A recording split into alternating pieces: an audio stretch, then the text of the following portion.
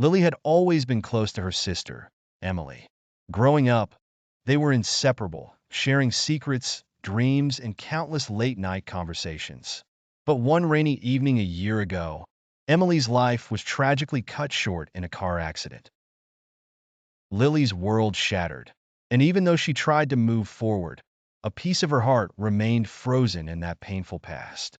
Life felt dull and silent without Emily, her laughter, and the warmth that used to fill every corner of their home. On the night of the anniversary of Emily's death, Lily lay in bed, unable to sleep. Memories of Emily flooded her mind, and the silence of her empty room felt almost suffocating. She clutched her phone, scrolling through old photos of her sister. A bittersweet ache growing in her chest. But just as she was about to drift off, her phone rang. She glanced at the clock, 2:37 a.m., frowning. She looked at the screen, expecting it to be a wrong number or a telemarketer. But her heart stopped when she saw the caller ID. It displayed Emily. Lily's hand trembled as she accepted the call, her voice barely a whisper. "Hello." There was silence on the other end, followed by a faint crackling sound. Just as Lily was about to hang up, she heard Emily's voice, clear and desperate. "Lily, please help me." Lily froze. It was unmistakably her sister's voice, but it sounded distant, strained, as if it were coming from far away.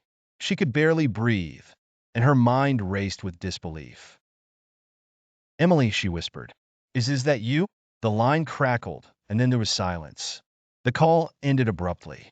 Lily sat in the darkness, staring at her phone, her heart racing.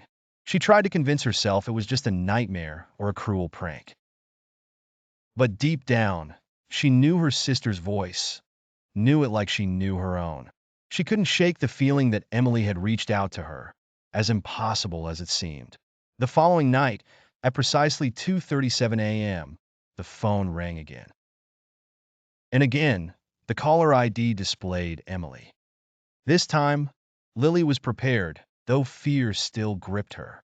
She answered, her voice steadier this time. "Emily, is that you? Please, where are you?"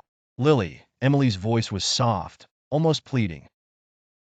"Please help me. I'm so cold." The call ended just as abruptly as before, leaving Lily in a cold sweat.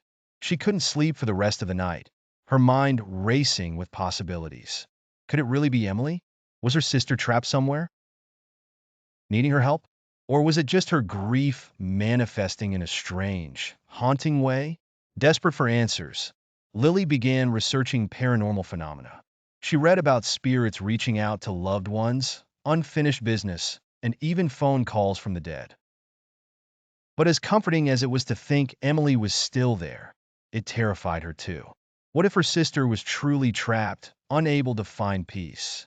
The calls continued every night, always at 2:37 a.m., always ending the same way, with Emily's voice fading into silence. Lily tried recording the calls, but every time she played them back, there was nothing but static. It was as if Emily's voice only existed in that brief, haunting moment. One evening, Lily decided to visit Emily's grave, hoping that being close to her sister might offer some clarity. She brought along a bouquet of Emily's favorite flowers, lilies, and sat by the grave, pouring out her fears and sadness. "Emily, I don't know if you can hear me," she whispered, her voice breaking. "I miss you so much. If there's anything you need, anything I could do, please tell me. I just want you to be at peace." But as she sat there, the only response was the whisper of the wind through the trees. That night, when the phone rang, Lily answered immediately. "Emily, I want to see you today," she said, her voice thick with emotion. "Please, tell me how to help you." For the first time, there was no silence. Instead, Emily's voice came through clearer than ever, filled with desperation. "Lily, I'm stuck. I'm so alone, so cold. Please don't let me fade." Tears welled up in Lily's eyes.